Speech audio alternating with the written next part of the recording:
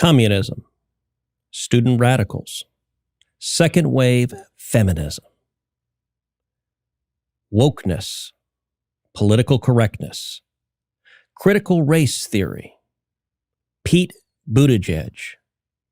All of these are interconnected, and all of these are explained in a new book by the co-host of this podcast.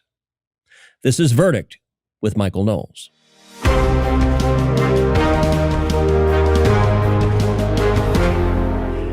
And so the tables are turned, my friend. You're hawking a book, and actually this book, am I right that this book actually has words? Senator, this is backwards in so many ways. You opening the show, Verdict with Michael Knowles, and craziest of all, a Michael Knowles book that actually has words in it. It is true. I can make that promise right now, and the words are pretty scary. Like on every page? on almost every page. You did write some of the words. I thank you very much for giving me a very kind blurb. I'll give you all your bribe money afterward. Obviously, I owe a lot to all these blurbists here. I can be bribed in liquor and tobacco. Yeah, very good.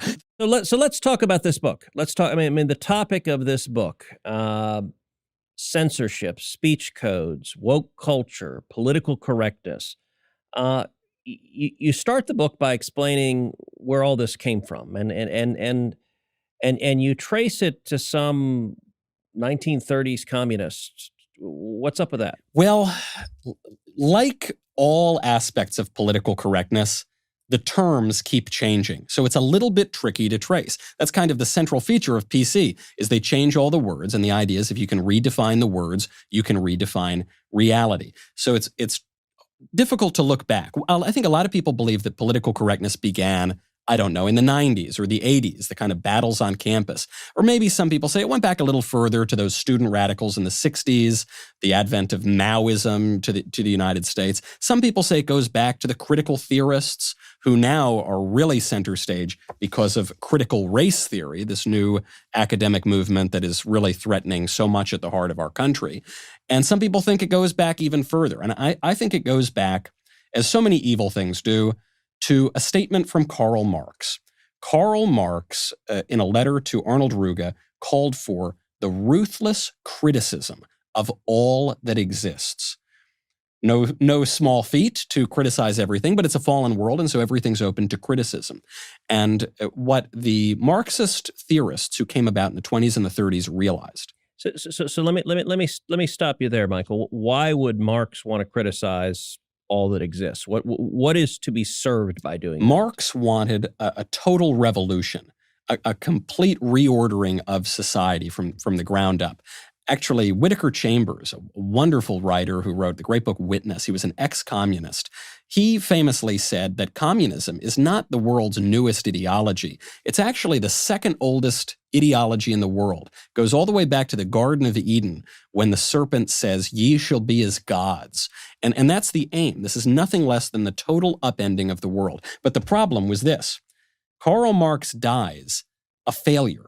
The workers of the world did not unite. The revolution did not materialize. It turned out that those poor oppressed workers actually kind of liked their countries and their traditions and their way of life. They actually liked it more than the kooky leftist theories.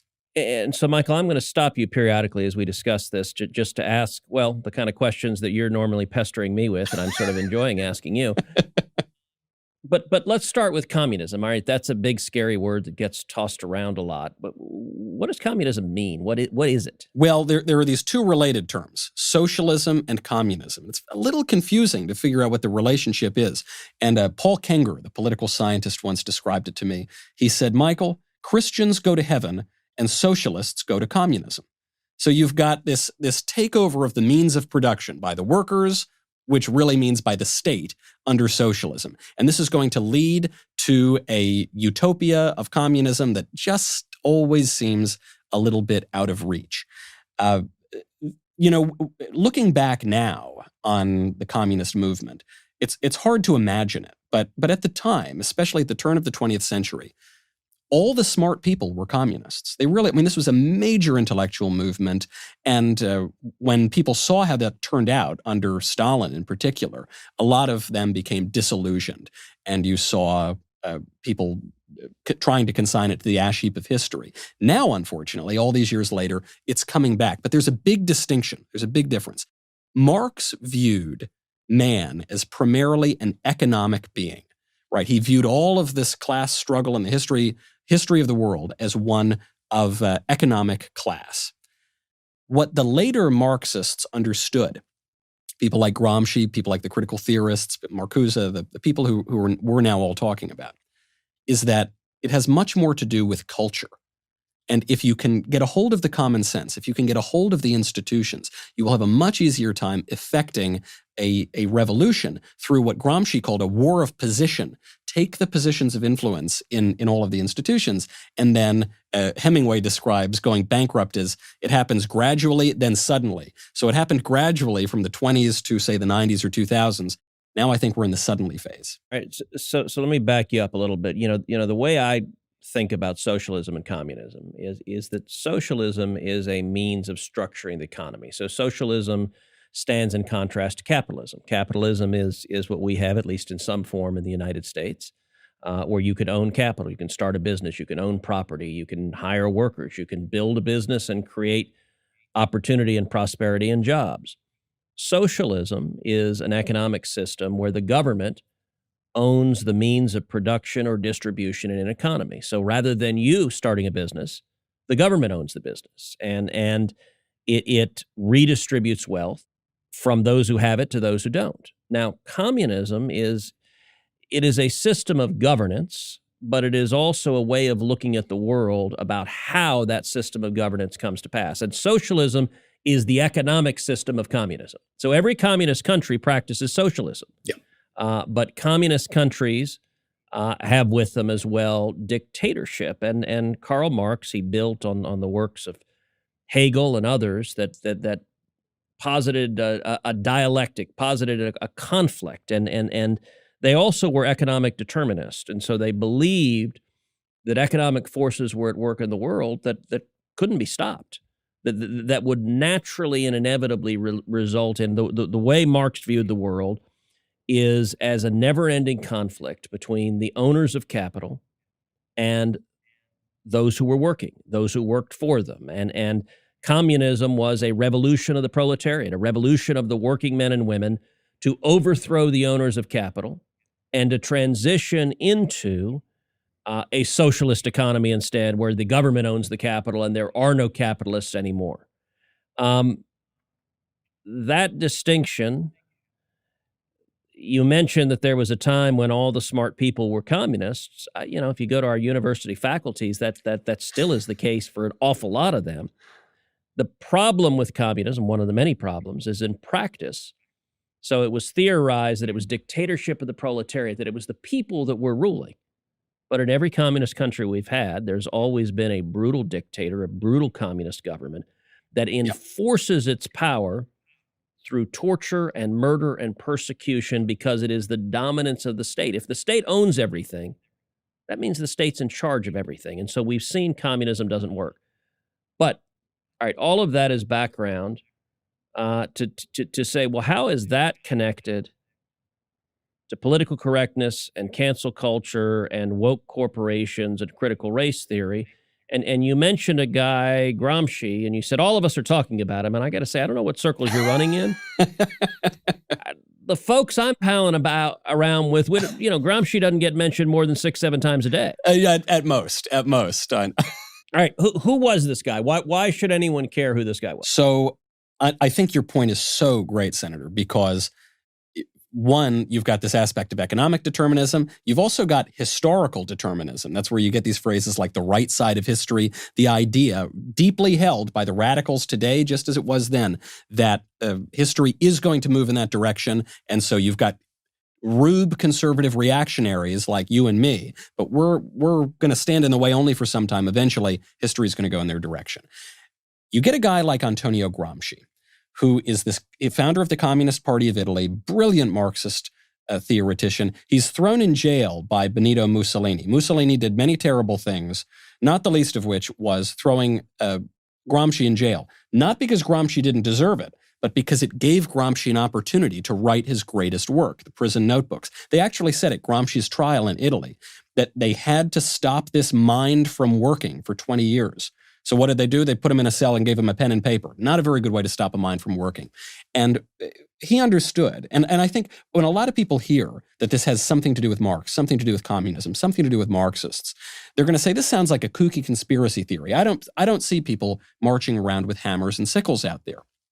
You're right, because this is much more subtle. Gramsci understood you need to get a hold of the common sense. You need to have what he called cultural hegemony. Right now, the conservatives have the cultural hegemony. It's why we can't get our theories through. But if we begin to dominate the culture, that will help. So you have out of that growth what's called the Frankfurt School, formerly called the Institute for Marxism, which develops in the United States. And it's more of these radical Marxist academics who create something called critical theory. And what is critical theory? There's a lot of jargon. I've got a whole big book here on critical race theory, which is a derivation of it. But at bottom, the theory is simple. The theory is to criticize.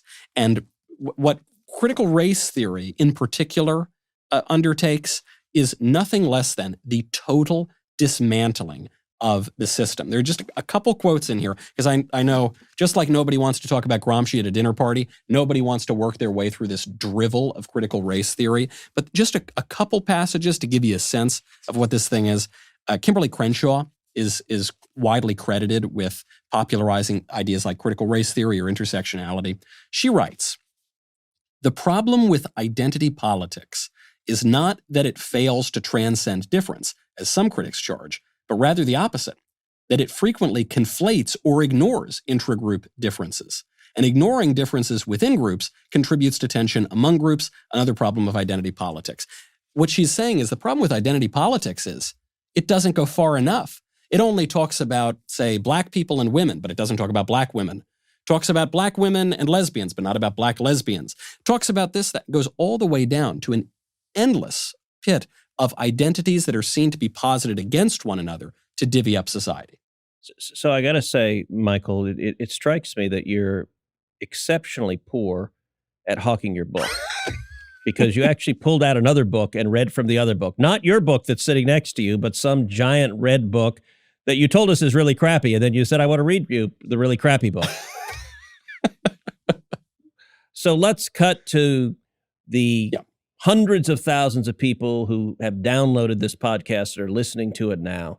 Why should they go online right now and buy your book? Because we have totally failed to stop this scourge. What do you want to call it? We've been talking about neo-Marxism. We've been talking about political correctness. We talk about wokeism. We talk about critical race theory, right? All of these terms.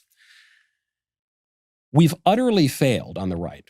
And it's not like we haven't been talking about political correctness. We've been talking about it till we're blue in the face for 30 years now. And yet it seems that the more we fight, the more ground we lose. Why is that? I think it's because we've misunderstood what political correctness is. I think that we have not taken these writers seriously, guys like Gramsci. Actually, just to give you a sense of Gramsci, do you know that the only guy who has translated Gramsci's works for the American audience is a man named Joseph Buttigieg. Now, if that name sounds familiar, it's because he was the father of presidential candidate and now transportation secretary, Pete Buttigieg, rather. So you've got one of the most moderate kind of milquetoast Democrat candidates, has this radical intellectual pedigree. Joseph Buttigieg, president of the Gramsci Society.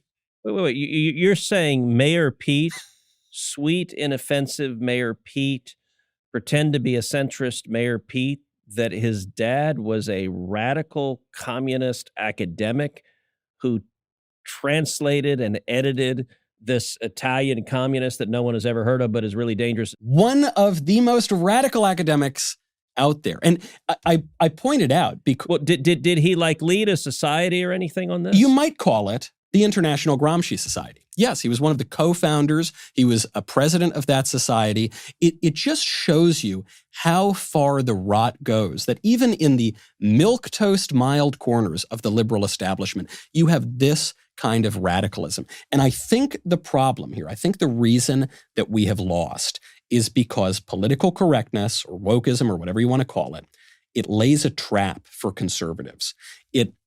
It sets out with this purely negative purpose, right? They've been saying it from the very beginning, and you totally see this in the 60s. It just wants to tear down society. It just wants to rip it down to the ground. And What it does is it calls two different reactions from conservatives. The one, it's what the squishes do. They just go along with the new standards, right? And obviously that advances the left's purpose because it just gives into them. But there's a more insidious way, a subtler way that this purpose is advanced. And it's from the more stalwart conservatives who say, look, I'm not going to go along with the left's new standard. I am going to get rid of standards altogether. I'm only going to talk about freedom in the abstract. I'm not going to talk about any practical traditions of freedom.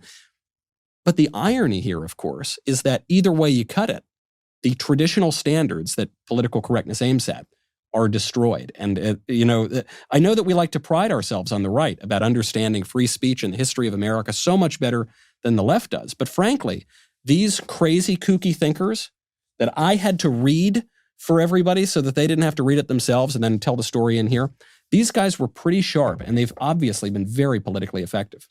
So this may be a place where I'm more libertarian than conservative, in that I'm something of a free speech radical.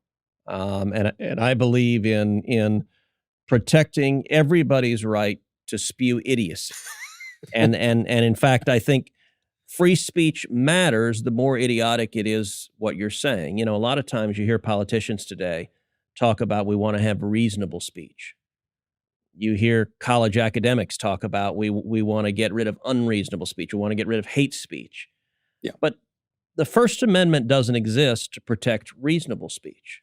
You don't need it. If it's reasonable, if everyone agrees with it, there are no constraints on it. It is only when someone thinks the speech is unreasonable that you end up having that speech silenced. And so, I do think there is a real difference between left and right in that the left, they believe in government. They believe in government power, and they believe in government control over you and silencing you if you disagree. From my end, I don't want to silence the people who disagree. I don't want to silence Bernie Sanders or AOC. And to be honest, I'd like people to listen to AOC a lot more. I think she does a great job of convincing them to support the other side. But, now that doesn't mean that you're a nihilist and you say because everyone has a right to speak, every view is equally valid. Right.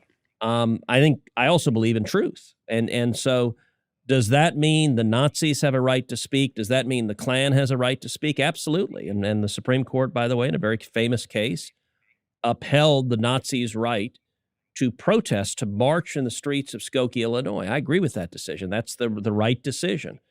Supreme Court also, in another case, upheld the right of a hippie to wear a jacket that had on the back, F the draft. And it didn't just, it's spelled out all of F the draft, not just the one letter. I do think the ability to speak hateful, objectionable speech is protected in the Constitution. But I also think we have an obligation to explain why it's wrong. And so when the Nazis march, we all have an obligation to explain that the Nazis are evil, bigoted bastards. Yeah. When the Klan marches, we have an obligation to make that clear. But I'm very much in the camp. John Stuart Mill on Liberty said the best response to bad speech is more speech. And I believe that that's the right way to counter it, is to aggressively. I agree with you. The left is trying to tear down our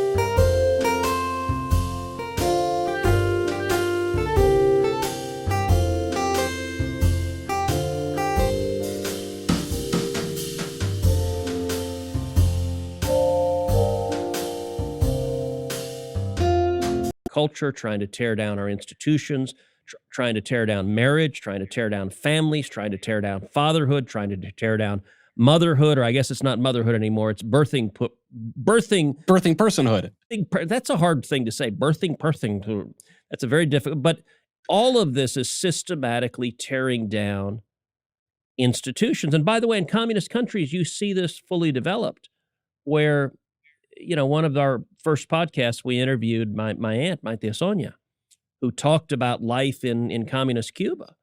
And she described how the communist government there tries to tear down your allegiance to your family, to your parents, to your spouse, to your kids, to your church. They push atheism because, and this is right at the heart of communism, if you have no other loyalties, if they can undermine every other loyalty you have, then you're only loyal to the state. And that is a powerful thing. And it's goes back to when I asked before, why would Marx want to tear down our institutions? Yeah. Because they want the state to be the dominant institution. Now, the state is ostensibly operating for the people. But anytime you see a revolutionary say the people demand this, somehow the jackboot and machine gun are right there, and the people just happen to want that dictator to stay in power and do whatever the hell they want for the rest of their lives. Right. And on this point of the institutions, of course, you're right. We love our very broad free speech tradition in America. And where there are standards, and there are always standards, every society is going to have certain taboos. Every society is going to have certain things that you will be ostracized for saying, maybe not by the government, but by society broadly. In the traditional American context, it is institutions, the church, the local community, that will enforce this. There are some guardrails from the federal government even as well, things like fraud, for instance, or obscenity laws, also more at the local level. But some guardrails there in a lot of the institutions. As you erode that, I think the claim made by the politically correct radicals and by the people who were claiming the mantle of free speech in the 1960s, the radical leftists at Berkeley, they were saying we need to get rid of all of these restrictions and then we will have true freedom and you'll be able to say whatever you want. But it was always a trap. It was always a trick, because no sooner had they broken down those standards than they created a whole bunch of new standards in their place. That the way I think of it sometimes is, especially coming from Hollywood, having fled from Mussolini's failed state, is there was a blacklist in the 1950s. Some cases, it was kind of ugly. There was the Smith Act in the 1950s, where if you were working for the Communist Party, if you were working for a foreign state, you could be prosecuted. Actually, getting back to Whittaker Chambers, that's what happened. There actually were communists in the government, guys like Alger Hiss. In the 1950s, you would be canceled for being a communist. Today, you can be canceled for not being a communist. You can get canceled for the opposite reason. It seems that standard has totally shifted. And so what I would like to do, at least, is preserve this wonderful American free speech tradition where you really can speak your mind, where you really can maintain your way of life without handing over to the left the keys to create a radical new dictatorship of speech, which we have now seen, notably, through big tech. It might not be through the government, but big tech is now controlling the way that we communicate around our public square. So explain something for me, which is, we were talking about the communists, you talk about the critical thinkers. There's a school of the critical thinkers that went into law schools that were called critical legal theory, and the hotbed of that was my alma mater, was Harvard Law School. And when I was there were a bunch of crits. That's what they were called. One of the more prominent crits drove a green, brand new Jaguar. It's amazing how communists always seem to have a whole lot of wealth and comfort and life tenure and can't be fired, and thus they have no needs to worry about the means of production in society. But the crits were relatively obscure, and they took the ideas of Marxism and they applied it to the legal system. And what they said was the class conflict that Marx posited is at the base of everything in society, that the class conflict is also reflected in our legal system. And the crits attacked that there is anything like fair or objective law, that it is possible to apply the law, that it is possible to understand the law, that any judge can ever follow the text of the law. Instead, they said the entire legal system in America exists as a means of perpetuating the class oppression and perpetuating the oppression of the owners of capital over the proletariat. And so it combined the two notions you said before, tearing down institutions with the ongoing class conflict, and it mapped that onto the legal system. And I got to say, there are crits now that have proliferated at law schools all over the country. Yeah. When it was at the law schools, it was, and by the way, they have this weird habit of speaking in like 12-syllable words, writing the most impenetrable prose. I mean, I remember when I was on the Law Review, we had this one article submitted by this crit academic that was completely unreadable. I mean, it had words. I'm sorry. I think I've got a decent vocabulary, and it was so thick that I remember like other kind of lefty law students like, oh, this is really deep and profound. And I think a law student doesn't want to admit he doesn't understand something. He doesn't want to be seen as dumb. So if you can't understand it well, then it must be really deep and profound. I'm like, look, I'm sorry, this is not written in the English language. I have no idea what the hell the guy is saying. And the reason he's using so many big words is because his ideas are stupid. And he figures if he uses big words, that everyone will be afraid to call out the emperor for having no clothes. Right. But the crits were in law schools. They were relatively benign.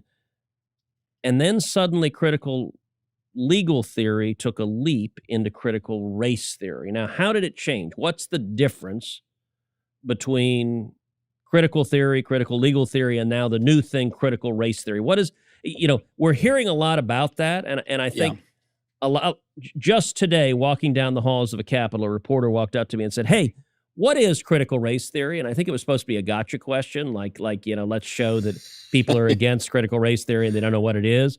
And I think he was a little startled that I had actually an answer. But let me ask you that. What is critical race theory? For someone listening, you hear this term a lot, but a lot of people aren't sure what it means. Yeah, I'm so glad you brought this up because you're going to start hearing a lot of these gotcha questions, maybe from reporters if you're a U.S. senator, and maybe just from your liberal friend down the street who wants to get you because you don't know what critical theory is, critical race theory, critical legal theory. This is an analytic lens through which to view society. That's why it's not just one discipline. It has infected virtually all of the disciplines in the university, frankly, including the hard sciences and mathematics in some cases. To your point on property, to your point on this the legal aspect, there's a very important text in critical race theory called Whiteness as Property. Listen to how radical this is.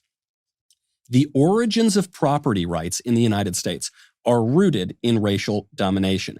Even in the early years of the country, it was not the concept of race alone that operated to oppress, say, blacks and Indians. Rather, it was the interaction between conceptions of race and property, which played a critical role in establishing and maintaining racial and economic subordination.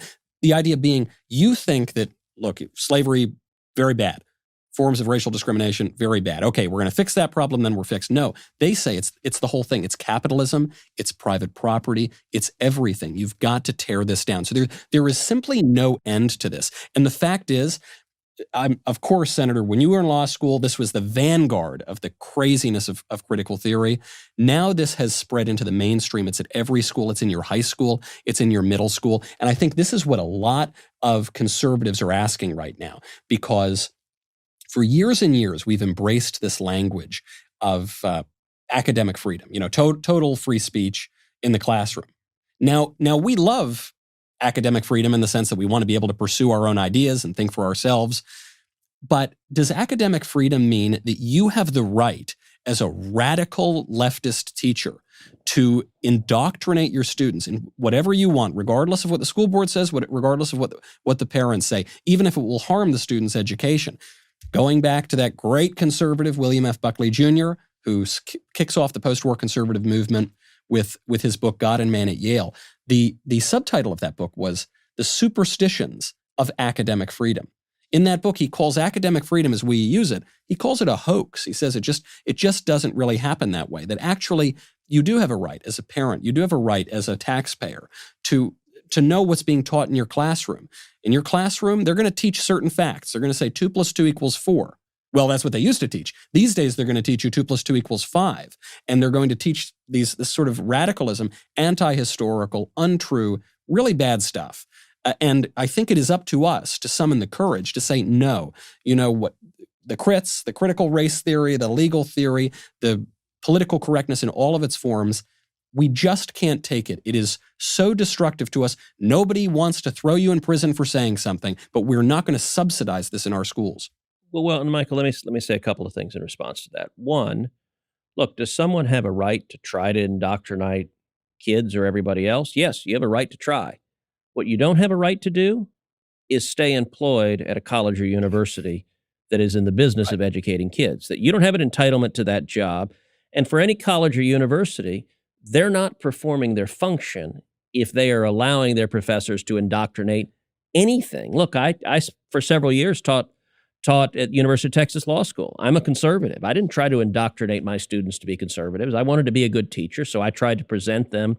I taught a seminar on Supreme Court litigation, and so I would teach them what the views of the different justices were. I'd teach them what Justice Scalia believed. I'd teach them what Ruth Bader Ginsburg believed. I would, in the course of it, say what I thought, but actually that very much took a backseat to trying to get them to understand the range of views and come to their own conclusions. And I would have the students argue actual cases that were pending before the court. So it was a fun class. It was a small class. And the students would argue typically 7 cases that were actually being argued before the Supreme Court that term. And every student would brief and argue 2 cases. And on the remaining cases, they would sit as justices, and they were actual justices. So one week you might be Chief Justice Roberts, the next week you might be Scalia, the next week you might be Breyer. And the first hour of the class was the oral argument, where the students would present the argument. The second hour of the class, the justices retired to conference and debated the case and voted, and they had to vote in the shoes of the justice who they were playing. And then they had to write an opinion on it. And it was designed, some of the best teaching moments were when you had people arguing contrary to their ideological disposition. So I remember there was one very liberal woman who was arguing on behalf of some pro-life protesters. And I think that was a valuable teaching moment for her to present those arguments. There was another fellow who was a West Point grad, very conservative student, who was arguing on behalf of a Gitmo terrorist. And I think that also was valuable. But let me step back for a second and go back to the question we were talking about a minute ago, which is, what is critical race theory? I'll tell you what I told the reporter as we were walking down the hall of the Capitol. I said, listen, critical race theory traces its origins to Karl Marx and the Marxists. Marx posited that all of society can be explained by a fundamental conflict between the socioeconomic classes, between the owners of capital and the workers. Critical race theory uses that same lens, except instead of socioeconomic status, it uses race. So critical race theory explains everything in America and everything in the world through the lens of racial oppression and through the fundamental lens that all of history, all of America is explained by racial oppression. Now, what does critical race theory teach? It teaches that all white people, 100% of white people, are racist. If you are white, you are racist. It is inherent in being white. You can never change it. It teaches that you can never change it. There's nothing you can do. If you say you want to change it, you're being racist. That it is just like the capitalist in Marx's world can never cease to be a capitalist unless he no longer has any capital. So unless you are no longer white, you can never cease to be a racist. It's the same absolute determinism.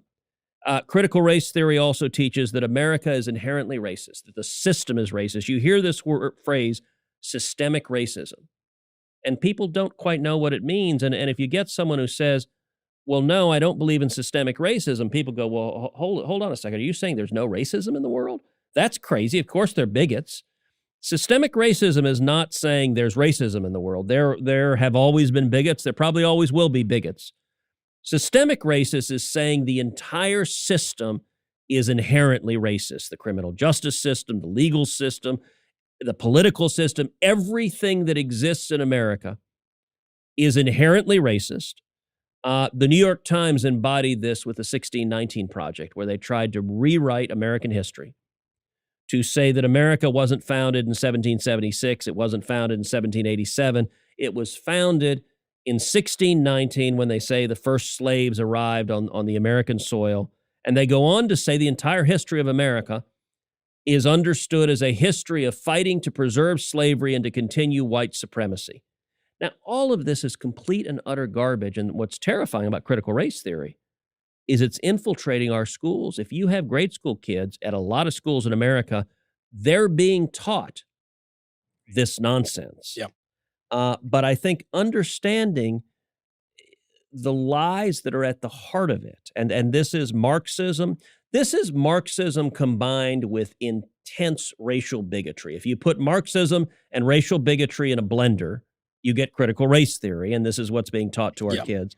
And what I think is helpful about your book is for folks that are trying to understand this, your book does a good job of tracing the history of it and making it so you can understand what really is going on. Well, this is such a good point that you're making about the classroom, which is if you sometimes to really understand your own views, it helps to make the argument from the other side. And so what I try to do in Speechless is I go all the way back. I don't want any loose ends. I want to make sure I'm really making the right connections here. We got the right intellectual pedigree of what this phenomenon is. And to say, okay, here are the best arguments that these guys are making. Here's the absolute strongest argument. Here's why it's bunk. Here is why it is evil. Here is why it's going to destroy the country if we let it continue to go on, even more so than it already has. And I think, frankly, if I had to pitch it to you, Senator, the best thing about this book, Speechless, is you get to learn what these kook, crazy, just terrible, dreary, polysyllabic, awful writers say without having to slog through 10,000 pages of their impenetrable, terrible prose. And Michael, I do want to clarify one thing. If someone goes on Amazon, say right now, and orders your book, pre-orders your book, because I guess it's coming out the 22nd, they could also bundle it, say, with my book, One Vote Away, and they could buy One Vote Away and Speechless, and so they could understand the theoretical origins of censorship and cancel culture, and they could understand the legal protections we have. And you could get them both shipped to you, probably even in the same box. Probably in the same day even. Senator, a man filled with brilliant ideas, a man who has excellent taste in books, I have to observe as I read these blurbs here. Well, I'm a capitalist. You're a capitalist and a man who wrote a great book himself. Yes, I really appreciate it. I tell you, Senator, I can't even, it's so backwards to me to have the book with words and to be interviewed by you that I have to take over again. Make sure that when you all go out there, I appreciate you going out and pre-ordering Speechless. Make sure to bundle it with One Vote Away. Senator, I think that's all the time we've got. Next week, things might be back to normal. I'll be writing blank books again. You will be answering all the important questions. There are a lot of things going on right now, but we'll have to hold it until then. Thank you for reading the book. Thank you to all of you out there. Hopefully you'll read the book as well. I'm Michael Knowles. This is Verdict with Ted Cruz.